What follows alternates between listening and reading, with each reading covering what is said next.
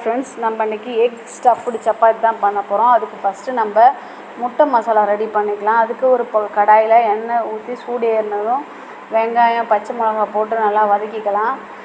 அடுத்தது கேரட் சேர்த்துக்கலாம். உங்களுக்கு வேறு ஏதாவது வெஜிடபிள்ஸ் சேர்க்கணுன்னா கூட நீங்கள் சேர்த்துக்கலாம். கேரட் சேர்த்துக்கிட்டோம். அடுத்தது உப்பு சேர்த்துக்கிறோம். உப்பு சேர்த்து நல்லா வதக்கிக்கோங்க. அடுத்தது மஞ்சத்தூள், மிளகாய்த்தூள், கரம் மசாலா உங்களுக்கு வேணும்னா சேர்த்துங்க. எங்களுக்கு தேவையில்லை, அதனால் நாங்கள் சேர்க்கலை. உப்பு, மஞ்சத்தூள், மிளகாய்த்தூள் போட்டு நல்லா எல்லாத்தையும் வதக்கிக்கலாம்.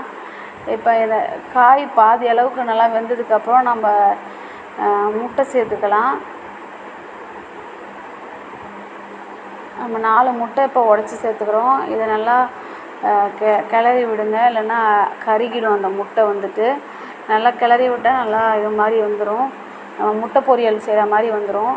இப்போ அது மேலே கொத்தமல்லி தழையை தூவி நம்ம முடிச்சிட வேண்டியதான். அடுத்தது நம்ம சப்பாத்தி மாவு பிசைகிற மாதிரியே பிசைஞ்சு ஊற வச்சுருக்கோம். அதில் இது மாதிரி ரவுண்டாக திரட்டி இந்த முட்டை மசாலா நடுவில் வச்சு கையாலேயே இப்படி பண்ணிக்கலாம். இது ரொம்ப சாஃப்டாக இருக்கும். சப்பாத்தி உருட்டுற கட்டையெல்லாம் வச்சு உருட்டுறோன்னா ஒட்டிட்டு வந்துடும். கையாலேயே செஞ்சுக்கலாம். பாருங்கள் மாவு எவ்வளோ சாஃப்டாக இருக்குன்னு. நல்லா நம்ம எவ்வளோ சைஸ்க்கு வேணுமோ அதுக்கேற்ற மாதிரி பெருசாக செஞ்சுக்கலாம். இது மாதிரி செஞ்சு சாப்பிட்டு பாருங்கள். நல்லா லேயராக வரும். மேலே ஒரு லேயர், கீழே ஒரு லேயர் வந்துடும். பாருங்கள், முட்டை மசாலாவோடு நல்லாயிருக்கும்.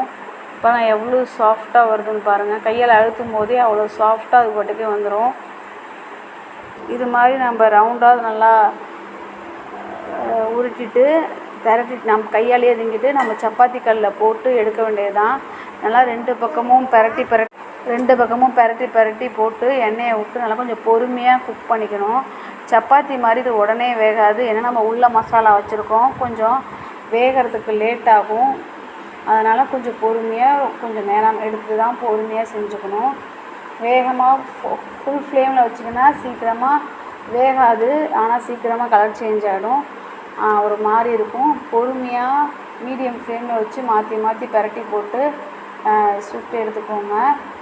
இப்போ இது மாதிரி செஞ்சு சாப்பிட்டு பாருங்கள். எப்பவும் ஒரே மாதிரியே சப்பாத்தி செஞ்சு சாப்பிடாதீங்க. அடுத்தது பாருங்கள், இதை நமக்கு எத்தனை பேருக்கு தேவையோ அதுக்கேற்ற மாதிரி நம்ம செஞ்சு எடுத்துக்க வேண்டியது தான்.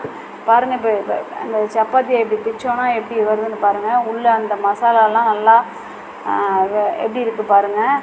லேயராக இருக்குது பாருங்கள். சப்பாத்திலாம் அடியில் ஒரு லேயர், மேலே ஒரு லேயர்னு. இது போன வீடியோவுக்கு நம்ம சேனலை மறக்காமல் சப்ஸ்கிரைப் பண்ணுங்கள், லைக் பண்ணுங்கள், ஷேர் பண்ணுங்கள். நன்றி.